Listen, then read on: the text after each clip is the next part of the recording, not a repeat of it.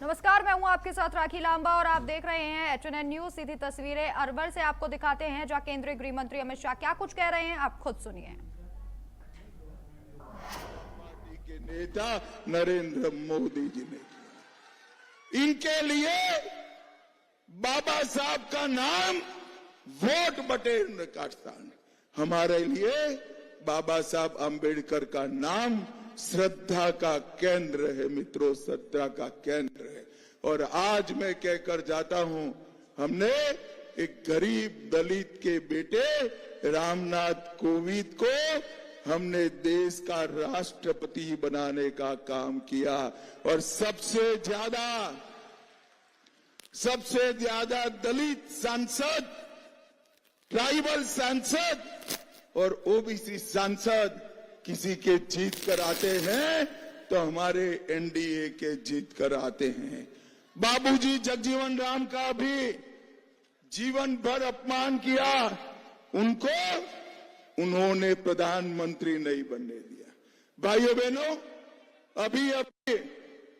अभी नीतीश बाबू और नरेंद्र मोदी जी ने जीविका दीदियों के अकाउंट में 10,000 रुपया भेजने का काम किया है।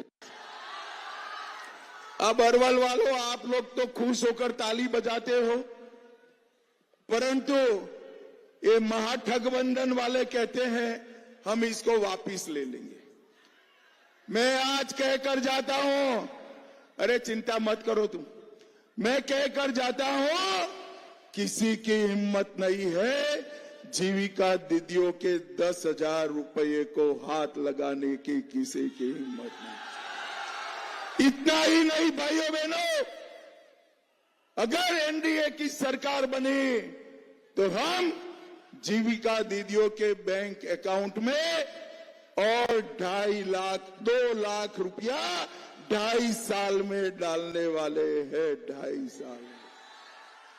भाइयों बहनों, महिलाओं के कल्याण के लिए हमने ढेर सारे काम किए हैं। विधवा पेंशन को 400 से बढ़ाकर, भैया थोड़ा बैठ जाओ ना, वो टोपी वाले भाई बैठ जाओ, जरा बैठ जाओ, पीछे कुछ कर रहे हैं। 400 रुपये से बढ़ाकर 1100 किया। जीविका दीदी का मानदेय 2 गुना किया। आशा बहनों का मानदेय 3 गुना किया। ममता कार्यकर्ताओं का मानदेय 2 गुना किया। आंगनवाड़ी सेविकाओं का 7,000 से बढ़ाकर 9,000 किया। और आंगनवाड़ी सेविकाओं को हमने फोन के लिए अलग से 11,000 रुपया दिया।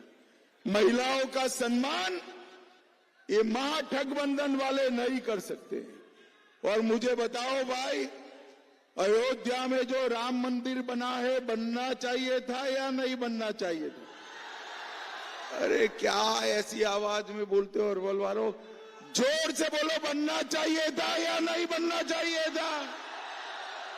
550 साल से बाबर ने राम मंदिर को तोड़ा था, अंग्रेजों ने उसको, मुगलों ने उसको अटका कर रखा, अंग्रेजों ने लटका कर रखा और कांग्रेस और आरजेडी ने भटका कर रखा। मोदी जी ने 19 में भूमि पूजन किया।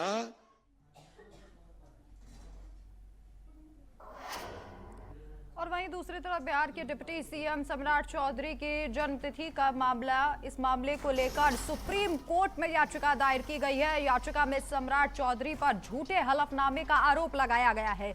झूठे हलफनामे दाखिल करने के लिए कार्रवाई की मांग की गई है। याचिका में सम्राट चौधरी को पद से हटाने की भी मांग की गई है। चुनाव आयोग को मुकदमा दर्ज कराने का निर्देश देने की भी मांग की गई है। तो झूठे हलफनामे दाखिल करने के लिए कार्रवाई की भी मांग की गई है। याचिका में सम्राट चौधरी पर कार्रवाई करने की मांग की गई है। डिप्टी सीएम सम्राट चौधरी की जन्मतिथि का पूरा मामला बताया जा रहा है। मामले को लेकर सुप्रीम कोर्ट में याचिका दायर। याचिका में सम्राट चौधरी पर झूठे हलफनामे का आरोप लगा है। झूठे हलफनामे दाखिल करने के लिए कार्रवाई की मांग की गई है और इसी के साथ साथ उनको उनके पद से हटाने की भी मांग की गई है। बड़ी जानकारी आप तक पहुंचा रहे हैं। याचिका में सम्राट चौधरी को पद से हटाने की भी मांग की गई है।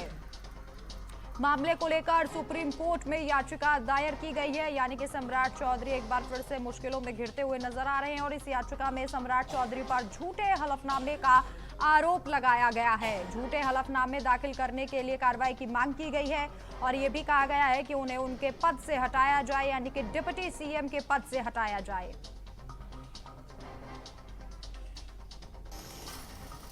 और वहीं बिहार विधानसभा चुनाव के बीच केंद्रीय मंत्री चिराग पासवान ने विपक्ष पर निशाना साधा है। चिराग पासवान ने कहा है कि चुनाव के समय विपक्ष भ्रम फैलाने की कोशिश करता है।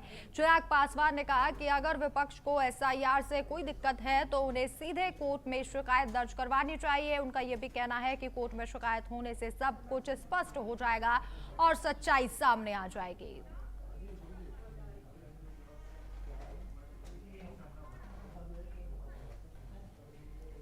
तो ये लोग नहीं समझ रहे ना, इन लोगों को एसआईआर जैसे मुद्दे दिख रहे हैं जिसमें ना सरकार का कुछ लेना देना है, ना हमारे प्रदेश के वासियों का कुछ लेना देना है। चुनाव हमेशा इन लोगों ने भ्रम फैलाकर लड़ने का काम किया है।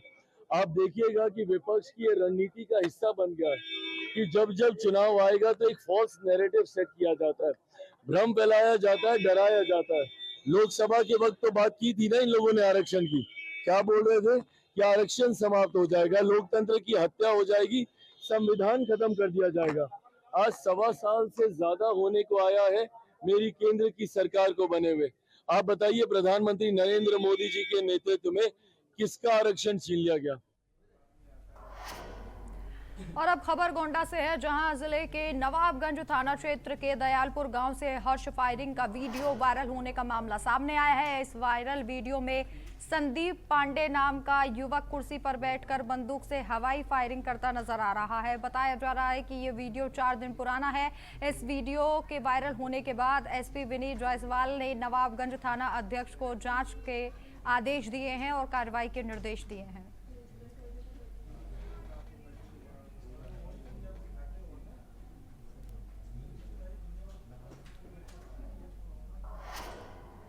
और वहीं लखीमपुर खीरी के मरखापुर रोड मोड़ के पास चलती कार में अचानक भीषण आग लग गई। देखते ही देखते कार आग के गोले में तब्दील हो गई। कार में सवार लोगों ने कूदकर किसी तरह से अपनी जान बचाई। सूचना मिलते ही थाना खीरी पुलिस और फायर ब्रिगेड की टीम मौके पर पहुंची। फायर कर्मियों ने कड़ी मशक्कत के बाद आग पर काबू पाया, लेकिन तब तक कार पूरी तरीके से जल के राख हो चुकी थी। आग लगने के कारणों की जाँच पुलिस द्वारा की जा रही है।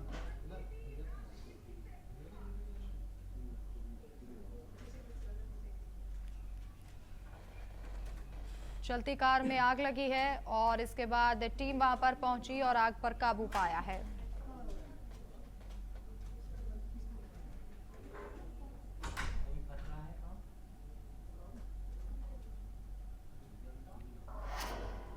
और वहीं श्रावस्ती के सीताद्वार मेले में बीती रात कहासुनी के बाद जमकर मारपीट हो गई। मामूली बात को लेकर शुरू हुआ विवाद इतना बढ़ गया कि दोनों पक्षों में 3 लोग गंभीर रूप से घायल हो गए।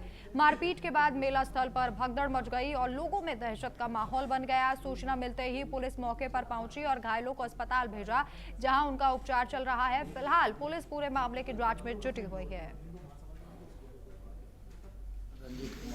घर कहाँ है? कैसे चोट लगी है तुम्हें? मैं मेले में गया था, ये आदमी मेरे को मारा। कहाँ के लिए मारा? ये गाड़ी मेरे पैर पे चढ़ाया था, इसको बोला भैया आराम से चढ़ा। मेलम कहाँ पे? मेलम किस जगह पे? मंदिर पे? मंदिर के पास। तो क्या करने गए थे तुम? मेला घूमने गए थे क्या? नहीं, पापा को छोड़ने गया था। पापा ड्यूटी करते हैं ना वहाँ? हाँ। तो ये भाई आपके कैसे पहुँच गए? तो भैया मेला देखने गए।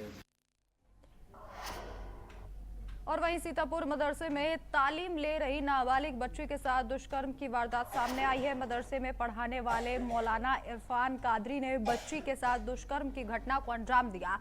परिजनों ने मामले की सूचना पुलिस को दी और मौके पर महिला सीओ और कोतवाली इंस्पेक्टर मौके पर पहुंचे। तब तक मौलाना कादरी मौके से फरार था। पुलिस ने कई टीमें आरोपी की तलाश में लगा दी हैं। मदरसा पुराने सीतापुर के एरिया में अवैध रूप से संचालित हो रहा था, जहां 60 से ज्यादा बच्चियां तालीम ले रही थी।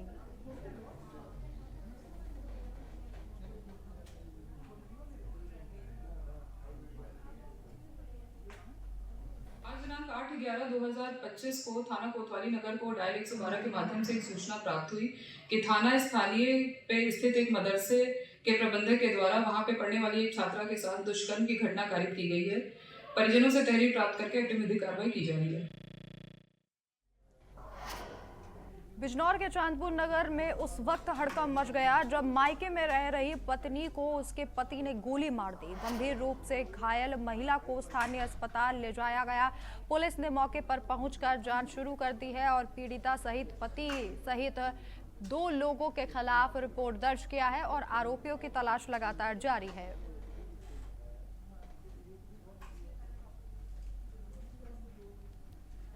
घायल महिला को अस्पताल में भर्ती कराया गया।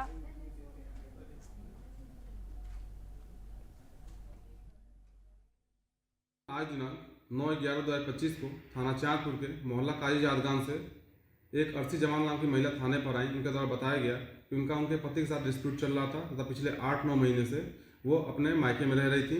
इसी दौरान आज सुबह करीब 6:15 बजे जब वो अपने परचून की दुकान में बैठी हुई थी, उसी समय एक अज्ञात व्यक्ति दुकान पर आया तथा इनके ऊपर तमंचे से फायर कर दिया, जिसमें इनको कुछ चोटें आई हैं। थाना पुलिस के द्वारा तत्काल पीड़ित महिला को उपचार हेतु अस्पताल रवाना कर दिया गया और साथ ही पीड़िता द्वारा दी गई तरीके के आधार पर थाना चांदपुर पर संबंधित धाराओं में अभियोग पंजीकृत किया जा रहा है। अभियुक्त के शिनाख्त की तथा गिरफ्तारी के प्रयास किए जा रहे हैं। मौके पर शांति व्यवस्था की स्थिति कायम है। शीघ्र ही अभियुक्त की गिरफ्तारी कर ली जाएगी। शेष अनवैधानिक कार्रवाई प्रचलित है। और वहीं बलिया के मनियर थाना क्षेत्र के महलीपुर गांव में बदमाशों ने चंदन राजभर की कुल्हाड़ी से काटकर निर्मम हत्या कर दी। घर लौटते वक्त बदमाशों ने यह हमला किया। चंदन की चीख पुकार सुनकर आसपास के लोग पहुंचे तो बदमाश भाग निकले थे। जख्मी चंदन को जिला अस्पताल ले जाया गया, जहां इलाज के दौरान उसकी मौत हो गई। सूचना मिलने ही मौके पर पहुंचे पुलिस ने शव को कब्जे में ले लिया है। तीनों आरोपी मृतक के पड़ोसी बताए जा रहे हैं। आज दिनांक 9/11/2025 को आवेदक गणेश प्रसाद पुत्र स्वर्गीय हरे राम निवासी महलीपुर थाना मनियर जनपद बलिया द्वारा समय करीब रात्रि 9:30 बजे कि मेरा लड़का चंदन कुमार अपने डेरा से घर आ रहा था, तभी घर के सामने पुलिया के पास एक राय होकर घात लगाकर बैठे अभिनंदन रघुनंदन पुत्रगढ़ केदार राजभर निवासीगढ़ महलीपुर पोस्ट बड़ा गांव थाना मनियर बलिया व राजू राजभर पुत्र राजेंद्र निवासी करमर थाना खेजूरी ने चंदन पर टांगी से हमला कर सर व शरीर पर वार कर दिए, जिससे चंदन कुमार की मृत्यु हो गई। और वहीं लखनऊ के विराम खंड 5 में बंदरों का आतंक लगातार बढ़ता जा रहा है। बंदर आए दिन लोगों पर हमला कर रहे हैं और जन संपत्ति को भारी नुकसान पहुंचा रहे हैं। हैरानी की बात यह है कि नगर निगम और वन्य जीव विभाग अब तक कोई प्रभावी कार्रवाई नहीं कर पाया है। हालात इतने गंभीर हैं कि लोग घरों में कैद रहने के लिए मजबूर हैं। शिकायतों के बावजूद भी कोई समाधान नहीं निकला है। इस घटना के बाद से स्थानीय लोग दहशत में हैं, जबकि जिम्मेदार अधिकारी हादसे के इंतजार में बैठे दिखाई दे रहे हैं।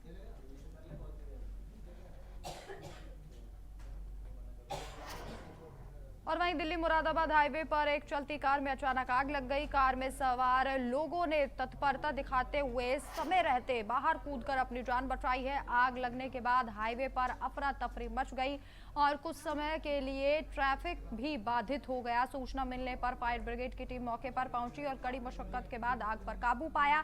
फिलहाल कार में आग लगने के कारणों का पता नहीं चल पाया है। यह घटना मझौला थाना क्षेत्र की बताई जा रही है।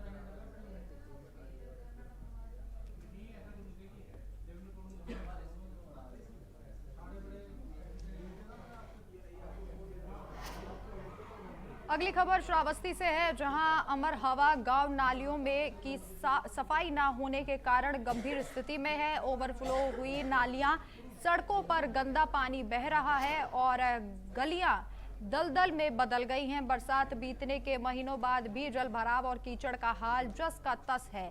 ग्रामीणों ने बार बार पंचायत और प्रशासन से शिकायत की, लेकिन कोई भी ठोस कदम नहीं उठाया गया है। दुर्गंध और मच्छरों के कारण बीमारियों का खतरा बढ़ गया है। ग्रामीणों की मांग है कि नालियों की सफाई और जल निकासी की व्यवस्था तुरंत की जाए।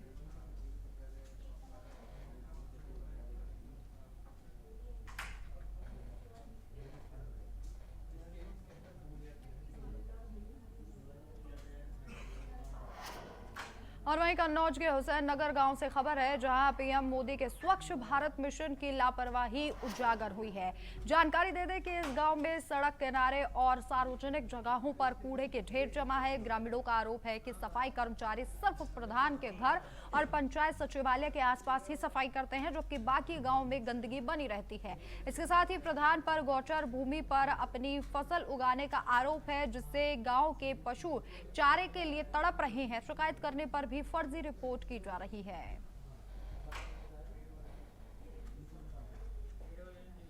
समस्या आई है, सफाई कर्मी यहाँ स्थिति खुद देखी जाए। यहाँ देखो जूते चप्पल पड़े, यहाँ देव स्थान है। अब ये रास्ता में देखो सब जितने भाई गोबर कचड़ा से फैले हुआ है, वो सफाई कर्मी आते हैं केवल वहाँ प्रधान जी का दरवाज़ा साफ करके बाद चले जाते हैं। अब उनकी ड्यूटी चलती है हर महीना। पंचायत सचिव और प्रधान उनके लोग साइन कर देते हैं कि तनख्वाह निकल आती। बिहारीपुर को सफाई कर्मी तो कभी आता भी नहीं है। 5 साल तो समझ लो यही प्रक्रिया चल रही है।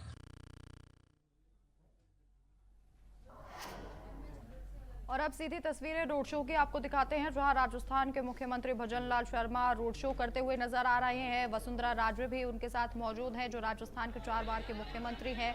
और इसी के साथ साथ वसुंधरा राजे सभी से मिलती हुई आपको दिखाई देंगी। भजन लाल शर्मा और वसुंधरा राजे का एक साथ होना राजस्थान की राजनीति की सबसे बड़ी और बेहतर तस्वीर इसे माना जाएगा, क्योंकि ये कहा जा रहा था कि जब से मुख्यमंत्री वसुंधरा राजे को ना चुनकर भजन लाल शर्मा को चुना गया, तब से दोनों के बीच खटपट थी। लेकिन रोड शो में एक साथ आना इस बात को दर्शा रहा है कि शायद अब सब कुछ ऑल इज वेल हो चुका है, और इसीलिए वसुंधरा राजे इस रोड शो में भजन लाल शर्मा के साथ मौजूद जो है वो दिखाई दे रही हैं।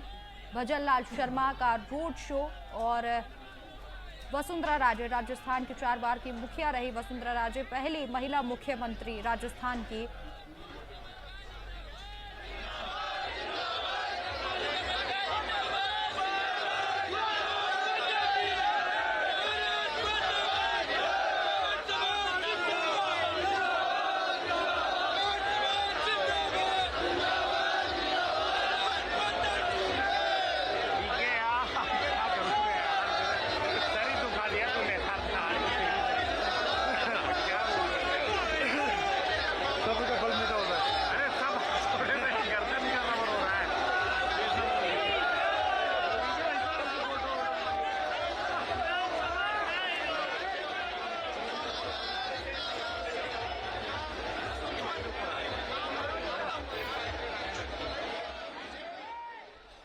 तो भजन लाल शर्मा को आप देख रहे हैं जो रोड शो कर रहे हैं। अंता से ये तस्वीरें हैं और महत्वपूर्ण तस्वीरें हो जाती हैं, चूंकि राजस्थान के मुख्यमंत्री और पूर्व मुख्यमंत्री का एक मंच पर होना, एक साथ रोड शो करना। हालांकि काफ़ी कोशिशें की गई थी, उसके बाद वसुंधरा राजे जो है वो पार्टी से खुश नज़र आ रही थी। और अब देखना होगा कि इस रोड शो के बाद क्या तस्वीरें और सामने आती हैं। ये कहा जा रहा था कि भजन लाल शर्मा और वसुंधरा राजे के बीच सब कुछ ठीक नहीं है।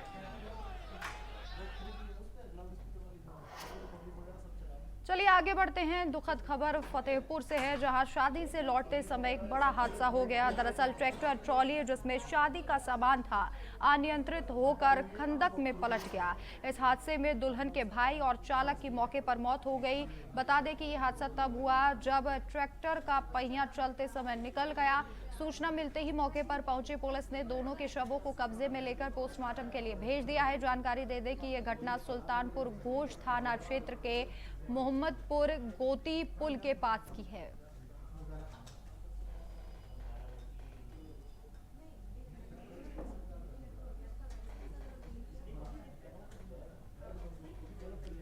तो मौके पर पहुंची पुलिस ने दोनों के शव को पोस्टमार्टम के लिए भेज दिया है। शादी की खुशियां मातम में तब्दील हो गई। फतेहपुर में ये दर्दनाक हादसा हुआ है, जहां पर ट्रैक्टर ट्रॉली का पहिया निकल गया और उसके बाद ये हादसा हुआ। शादी से लौट रहे लोगों का जो ट्रैक्टर था वो खंदक में जा गिरा। थाना खमरिया क्षेत्र के खमरिया कस्बे में सत्य प्रकाश अवस्थी ने अपने सगे भतीजे योगेश अवस्थी को पारिवारिक विवाद को लेकर गोली मार दिया था। घायल अवस्था में योगेश अवस्थी को इलाज हेतु खमरिया पुलिस द्वारा लखीमपुर भेजा गया था, जहां रात में ही उनकी मृत्यु हो गई थी। योगेश के पिता के तहरीर पे आरोपी सत्य प्रकाश एवं उसकी पत्नी के विरुद्ध अभियोग पंजीकृत किया गया था। दोनों आरोपी पुलिस हिरासत में हैं और घटना में प्रयुक्त डीबी कर लिया, आवश्यक कार्रवाई की जाएगी। और अब खबर लखीमपुर खीरी से है, जहां खमरिया थाना क्षेत्र के राम जानकी मंदिर के पास हुए पारिवारिक विवाद ने खतरनाक मोड़ ले लिया। वहीं विवाद के दौरान चाचा ने अपने ही भतीजे पर ताबड़तोड़ गोली चला दी, जिससे भतीजे की मौके पर मौत हो गई। घटना की जानकारी मिलते ही स्थानीय लोग मौके पर पहुंचे, जमा हो गए और परिजनों में कोहराम मच गया। पुलिस ने तुरंत कार्रवाई करते हुए शव को पोस्टमार्टम के लिए भेज दिया है। इस मामले में आरोपी चाचा और उसकी पत्नी को गिरफ्तार कर लिया गया है, जबकि चाचा की तलाश जारी है।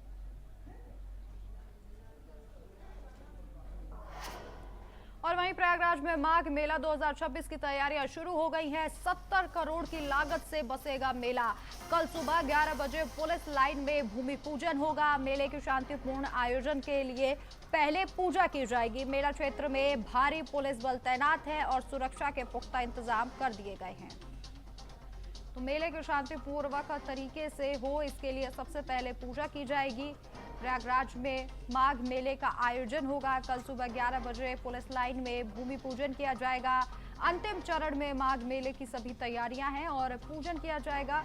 आपको जानकारी दे दें कि कल सुबह 11 बजे पुलिस लाइन में ये भूमि पूजन होगा। सुरक्षा पुख्ता कर दी गई है। मेला क्षेत्र में भारी पुलिस बल तैनात है।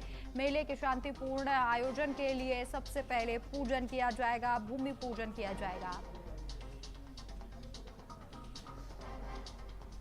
प्रयागराज में माघ मेले को लेकर जो तैयारियां हैं वो अपने अंतिम चरण में है। बेहद शानदार ये मेला होता है। कल सुबह 11 बजे पुलिस लाइन में इसके लिए भूमि पूजन होगा।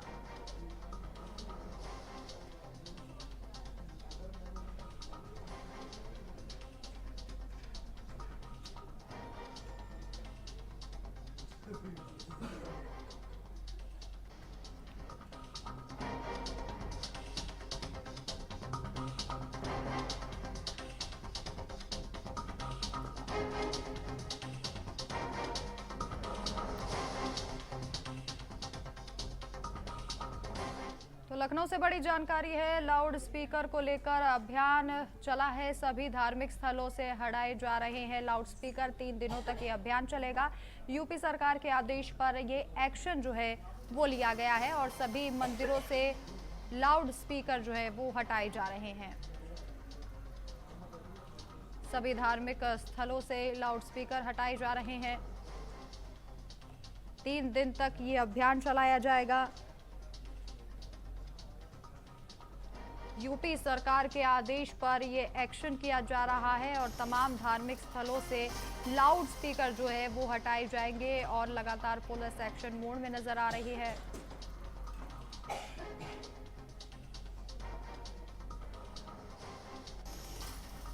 तो चलिए, इस खास बुलेटिन में इतना ही, लेकिन आप देखते रहिए HNN न्यूज़। नमस्कार।